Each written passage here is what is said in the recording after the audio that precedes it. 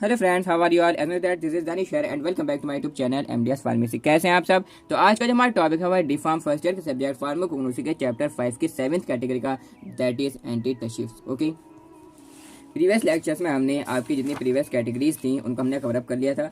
ये चैप्टर 5 में आपकी बहुत सारी कैटेगरीज हैं। इसमें हमने laxative, cardiotonics, carminatives, NGR regulators, astringents, drugs acting on nervous system, antihypertensives, ये 6 कैटेगरीज को हमने प्रीवियस लेक्चर्स में कवरअप कर लिया था।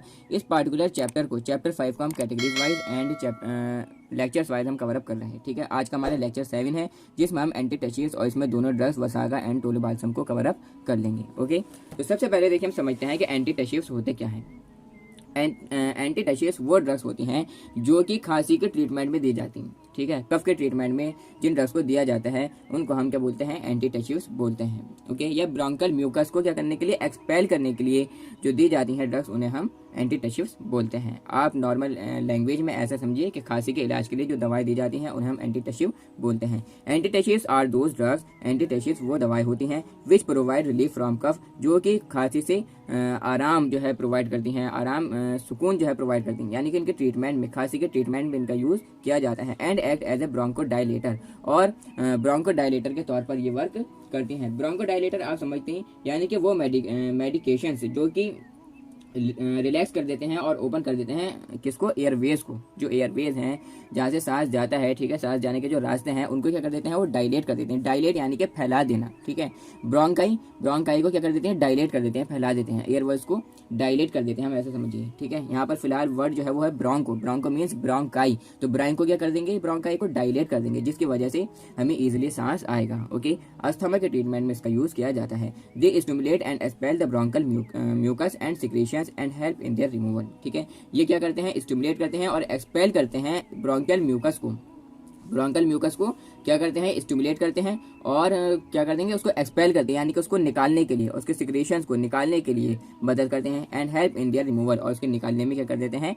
मदद करते हैं। ठीक है, तो एंटी टशिफ्स आप फिलहाल ऐसा समझिए कि खांसी के ट्रीटमेंट में, खांसी के इलाज में जो दवाएं दी जाती हैं उन्हें हम एंटी टशिफ्स बोलते हैं। इसमें जो हमारी सबसे फर्स्ट ड्रग है वो है वसाका। अब इसका जो बायोलॉजिकल सोर्स है वो क्या है? वसाका कंसिस्ट ऑफ फ्रेश और dried leaves of the plant अडनाटोडा वसिका। ओके, अडनाटोडा वसिका जो प्लांट है उससे हमें सूखी या एकदम ताज़ी पत्तियों से ड्रग ऑब्टेन होता है। Belonging to the family, belonging इसकी फैमिली क्या है? अकैंथेसी। अकैंथेसी इसकी फैमिली है। नेक्स्ट हमारे इसमें आते हैं केमिकल कॉन्स्टिट्यूएंट्स, यानी कि इसमें कौन कौन से केमिकल कॉन्स्टिट्यूएंट्स प्रेजेंट होंगे। केमिकल कॉन्स्टिट्यूएंट्स जो है बहुत ज़्यादा इंपॉर्टेंट होते हैं फार्माकोलॉजिकल एक्शन देने के लिए।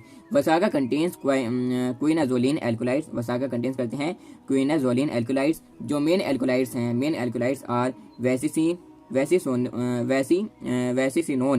6 हाइड्रोक्सी वैसिसिन।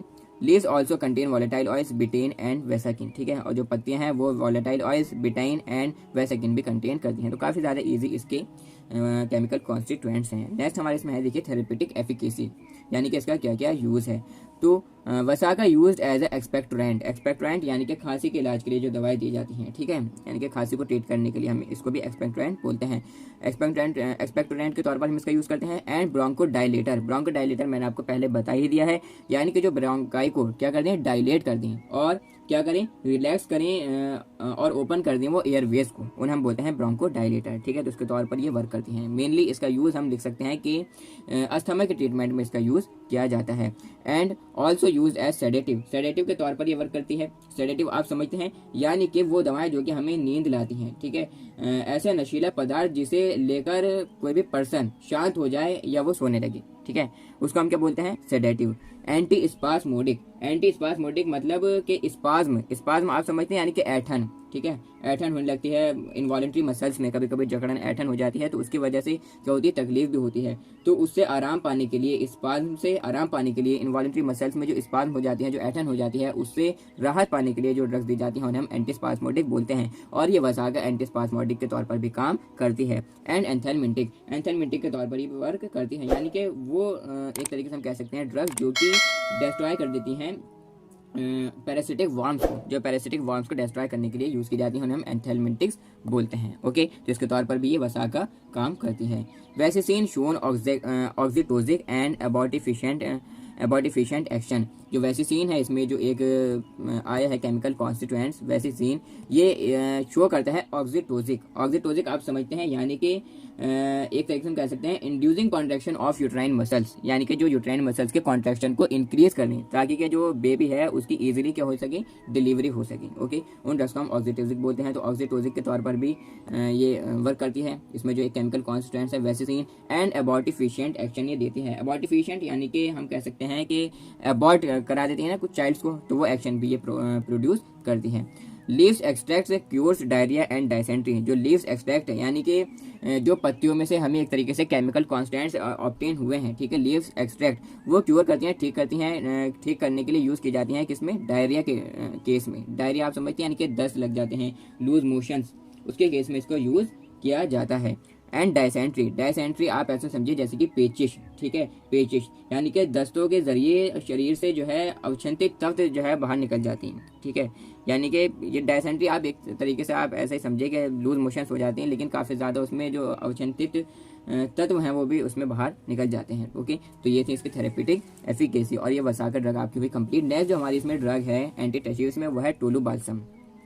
इसका जो बायोलॉजिकल सोर्स है वो क्या है, tolu balsam is obtain by incision. Incision आप समझते हैं यानी कि चीरा लगा देना, कट लगा देना ऑन द स्टेम में ऑफ कौन से प्लांट की, माइरोजाइलॉन बाल्समम लिन, ठीक है। इससे जो है हमें ऑब्टेन होता है, या हम कह सकते हैं माइरोजाइलॉन टॉलीफेरा, ठीक है, टॉलीफेरा। ओके, ये इसका क्या हुआ, बायोलॉजिकल सोर्स हुआ। नेक्स्ट हमारी इसमें है फैमिली, इसकी क्या है, फैमिली है इसकी लेग्यूमिनेसी। केमिकल कॉन्स्टिट्यूएंट्स में कौन कौन से प्रेजेंट है, tolu balsam contains resin combined with cinnamic and benzoic acid, ठीक है। क्या क्या कंटेन करता है, रेजिन जो कि किससे जुड़े होते हैं, सिनेमिक एसिड के साथ में, ठीक है, और benzoic acid. Tolu balsam contains resinous mass contain करता है, which is a mixture of resin, जो कि रेजिन अल्कोहल का एक मिक्सचर है, cinnamic acid, benzoic acid and benzyl benzoate and the benzoyl cinnamate का ये क्या है, एक तरीके से हम कह सकते हैं मिक्सचर है, ठीक है। किस किस का मिक्सचर है ये, टोलुबाल्सम कंटेन्स रेजिनस मास ये कंटेन करता है। रेजिनस मास किस किस का मिक्सचर है, which is a mixture of resin alcohol का, सिनेमिक एसिड का, बेंजोइक एसिड का, बेंजाइल बेंजोएट का एंड बेंजाइल सिनामेट का, ये क्या है, एक तरीके से हम कह सकते हैं मिक्सचर है। Okay, it also contains traces of vanillin के ट्रेसेस भी ये कंटेन करती है। वॉलेटाइल ऑयल्स कंटेन करती है, ठीक है। एंड टोलू रेजिनोटेनॉल, ये इसमें क्या है, केमिकल कॉन्स्टेंट्स हो इसके। ओके, नेक्स्ट हमारी इसकी है थेरेपेटिक एफिकेसी। मैं पहले भी कई बार अप्रॉक्स कैटेगरीज में बताता रहता हूँ कि आपको ये ध्यान में रखना है कि कौन सी कैटेगरी किस ड्रग में है। अगर आपको ये पता है तो आप आसानी जो है इजीली जो है इसकी थेरेपेटिक एफिकेसी को, इसके यूजेस को, फार्माकोलॉजिकल एक्शंस को लिख सकती हैं। अभी टोलुबाल्सम किस कैटेगरी में, एंटी टशिव कैटेगरी में, तो आपको ये लिखना भाई it is use as antitussive, it is use as expectorant, it is use in the treatment of cough, ठीक है, ये आपको लिखना है और इजीली आप जो है पास हो जाएंगे। It is used as antiseptic के तौर पर इसका यूज़ किया जाता है। एंटीसेप्टिक आप समझते हैं यानी कि माइक्रो ऑर्गेनिज्म जो होते हैं, हार्मफुल माइक्रो ऑर्गेनिज्म, उनको डिस्ट्रॉय करने के लिए जो ड्रग दी जाती है और इन्फेक्शन से बचाने के लिए उन्हें हम बोलते हैं एंटीसेप्टिक। तो एंटीसेप्टिक के तौर पर टोलुबाल्सम का यूज़ किया जाता है एक्सपेक्टोरेंट यानी कि खांसी के ट्रीटमेंट में, ठीक है, यूज़ किया जाता है, यानी कि जो रिमूवल ऑफ कैटेंडल मैटर को रिमूव करने के लिए। It is also used as a flavouring agent के तौर पर ये काम करता है, किसमें, इन वेरियस सिरप्स, बहुत सारी सिरप्स में फ्लेवरिंग एजेंट के तौर पर इसको डाला जाता है। च्यूइंग गम्स में इसको डाला जाता है फ्लेवरिंग एजेंट के तौर पर। Okay, people take tolu balsam for cough, bronchitis, swollen, airways and cancer, ठीक है।